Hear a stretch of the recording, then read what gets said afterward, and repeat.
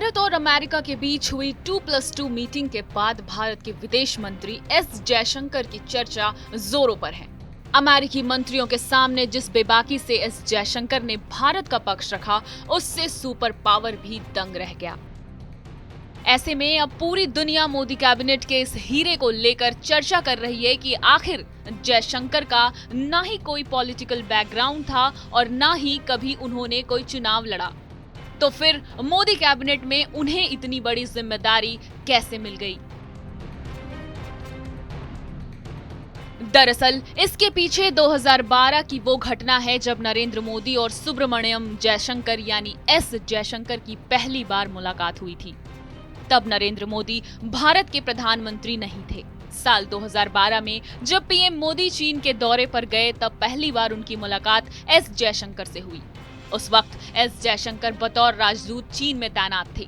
जयशंकर ने चीन की ऐसी ऐसी हस्तियों से मोदी की मुलाकात कराई कि वे प्रभावित हुए बिना नहीं रह पाए। वहां से दोनों के बीच ऐसी पर्सनल केमिस्ट्री बनी कि जब मोदी सत्ता में आए तो जनवरी 2015 में अचानक सुजाता सिंह को हटाकर जयशंकर को विदेश सचिव बना दिया गया। उस वक्त भले ही कांग्रेस प्रवक्ताओं ने सिंह को अचानक हटाने का विरोध किया हो, मगर दबी जुबान में मनमोहन कैबिनेट के मंत्रियों ने कहा कि वे इस बदलाव से खुश हैं।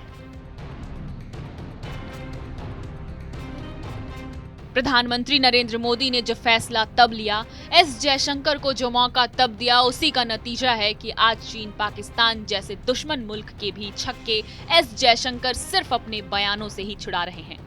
हाल में भारत और अमेरिका के बीच हुई 2+2 मीटिंग के बाद प्रेस कॉन्फ्रेंस में जिस बेबाकी से एस जयशंकर ने सभी सवालों के जवाब दिए, यकीनन अमेरिका के साथ साथ पूरी दुनिया को ये समझ आ गया होगा कि भारत को बरगलाना अब आसान नहीं है।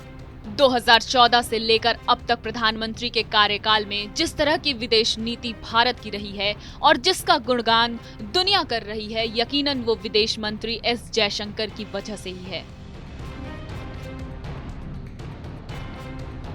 भारत अमेरिका 2+2 वार्ता के दौरान एस जयशंकर ने यूक्रेन मुद्दे पर एक बार फिर अपनी बात फुल कॉन्फिडेंस और बेबाकी से रखी। अमेरिका की तरफ से कई बार दबाव डालने पर भी उन्होंने साफ साफ शब्दों में कहा कि यूक्रेन मुद्दे पर भारत का फैसला अपना होगा। भारत युद्ध के पक्ष में नहीं है और वो चाहता है कि बातचीत से ही मसले का हल निकाला जाए, यानी रूस यूक्रेन मसले पर भारत का रुख कूटनीतिक रहेगा।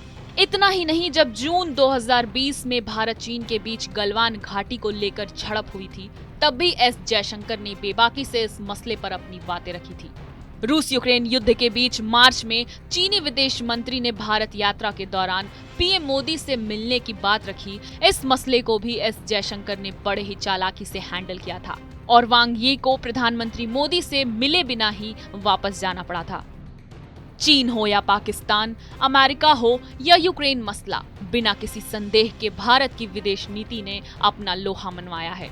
रूस यूक्रेन युद्ध पर जिस तरह का स्टैंड भारत का रहा है, या फिर इन सभी मसलों पर विदेश मंत्री एस जयशंकर के जवाब हो, पूरी दुनिया में हर तरफ इस वक्त भारत की ही चर्चा हो रही है। बहरहाल हमारी इस खबर पर क्या है आपकी प्रतिक्रिया, हमें कमेंट करके जरूर बताएं। बाकी देश और दुनिया से जुड़ी ऐसी ही खबरों के लिए देखते रहें TV9 डिजिटल।